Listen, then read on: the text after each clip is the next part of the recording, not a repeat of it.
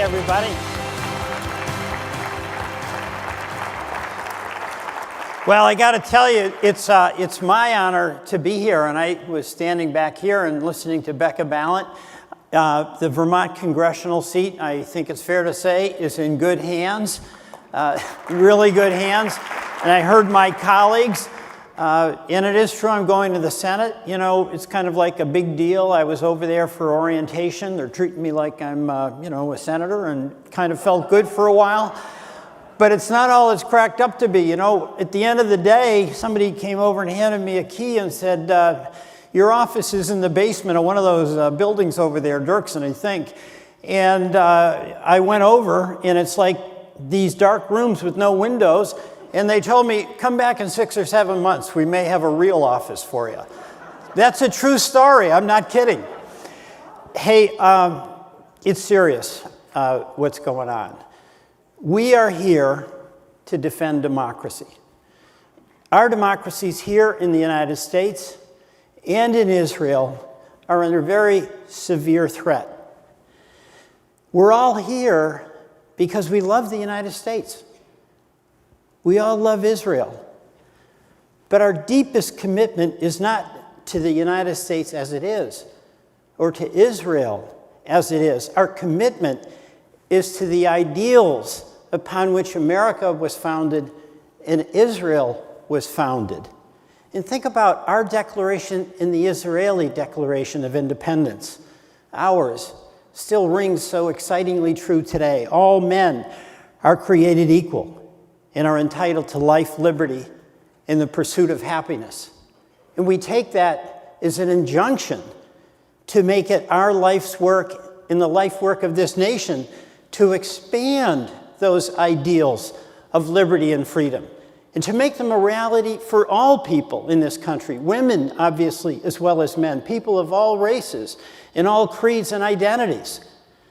And Israel's Declaration of Independence is likewise so daring in its affirmation of the dignity of all citizens. It states, as you know, it will be based on freedom, justice, and peace as envisioned by the prophets.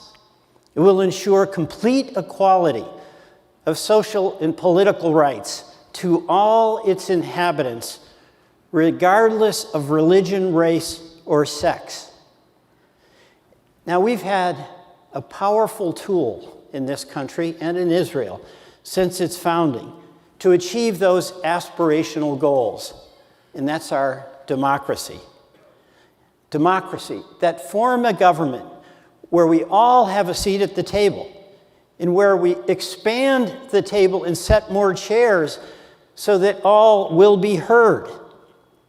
And that democracy has served us so well for hundreds of years, but its survival is not guaranteed. It's under attack by powerful anti-democratic forces in this country, foremost among them, the 45th president of the United States.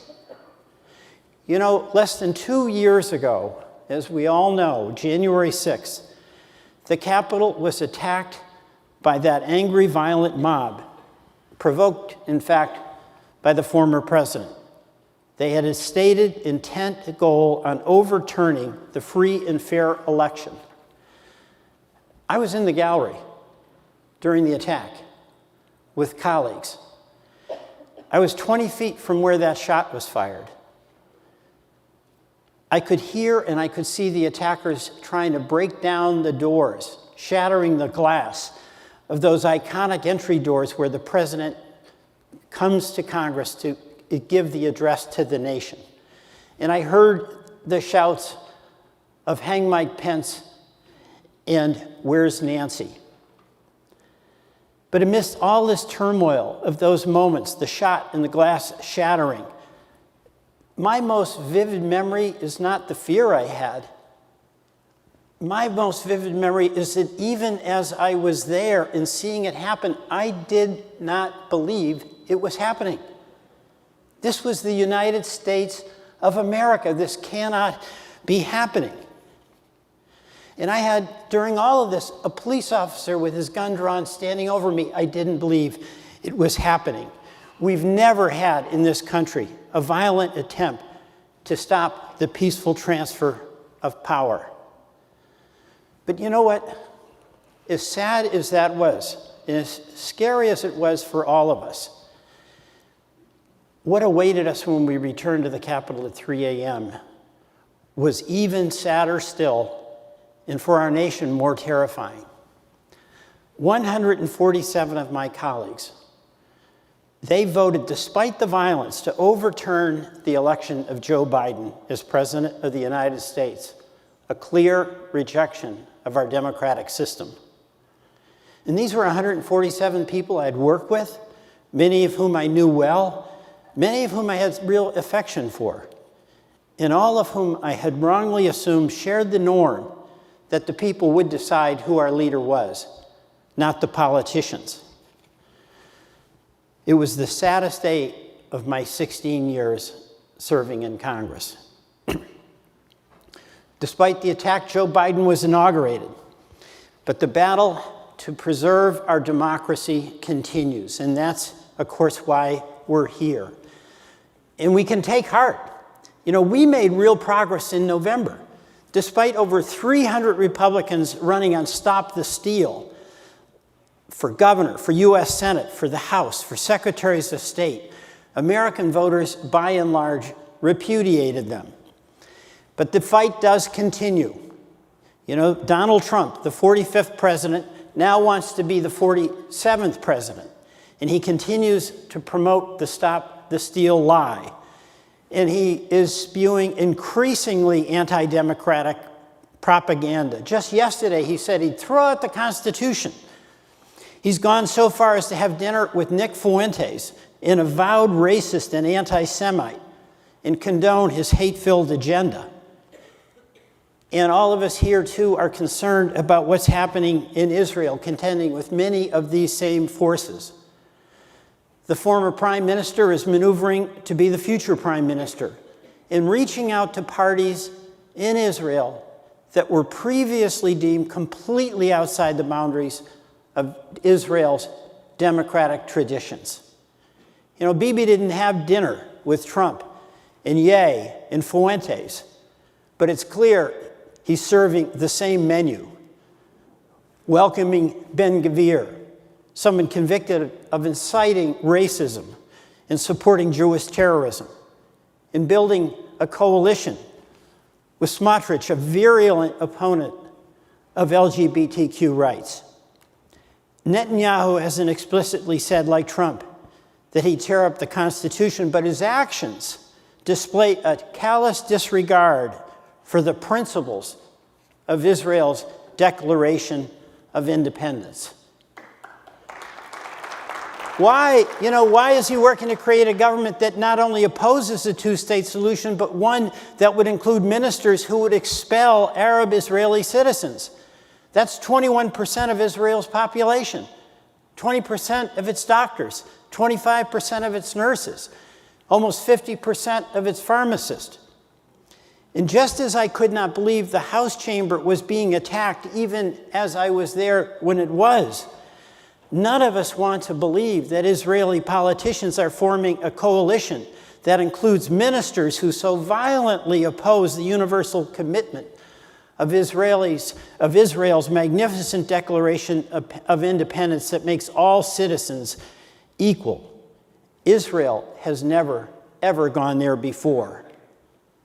We support Israel because we cherish its Declaration of Independence and all of the goals that aspires. But I cannot support Netanyahu's efforts to undermine the very aspirations of the democratic state of Israel by marginalizing, annexing, and compromising the rights of Arab Israeli citizens. So what do we do? What do we do? We must defend democracy. If Bibi and his far-right allies want to annex the West Bank, we say, no way. We build support here in the Middle East, community by community. If Bibi and his far-right allies want to take control of the Israeli Supreme Court, we say, no way. We stand for the rule of law and push back forcefully. If Bibi and his far-right allies want to marginalize Israeli Arabs, citizens, we build stronger relationships with our Israeli Arab friends to show a different, more inclusive path. And if Bibi and his far-right allies want to expand settlements to kill the prospect of a two-state solution, we stay true to J Street's mission and fight like hell to keep the two-state solution prospect alive. Bibi and Trump want to go backwards. We say not today, not tomorrow, not ever. And how do we do that? Here and in Israel, we save the tool that democracy is, that has so saved us. This election in November, right here in the United States, gave me hope. You know, President Biden did something quite remarkable.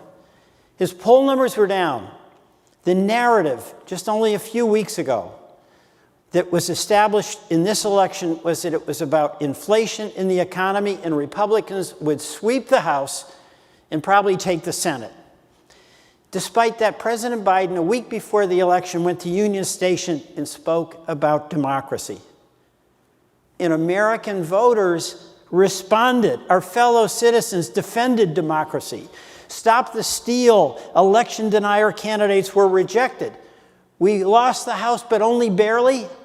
And we won the Senate. And tomorrow in Georgia, we're going to pick up another seat. But we all know, you know, we can get excited because we're doing things. We all know, nevertheless, that the long-term outlook and survival of our democracy, it's not assured. Those norms of the peaceful transfer of power and mutual respect for the rights of all, so essential for the democratic form of government, are being challenged. But we have to persist. You know, Abraham Lincoln was asked about what he would do and why does he do it at an even more dire time. And he said, I'm not bound to win, but I'm bound to be true. I'm not bound to success, but I am bound to live up to what light I have. My friends, I'm with Abraham Lincoln. I wake up in the morning and my goal is to take on what the day will bring. We do not live, we're choosing the times we live in or the challenges that await us. We decide to wake up and face those challenges and do it together because that's the only course that caring, decent people will take. Face the day, face the challenges, and do it together.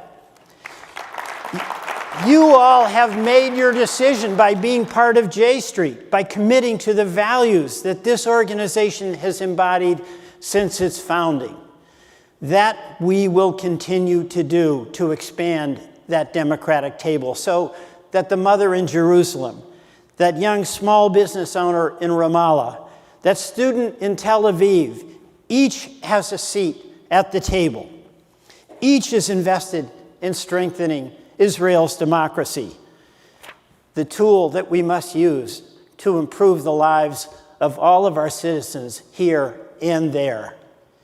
You have come here, we have all come here, to affirm each other, to vow tomorrow and forever in dire times, and we have them now, not just in good times, that we will continue to fight for democracy, for the dignity of all people. Thank you, J Street. Thank you, one and all.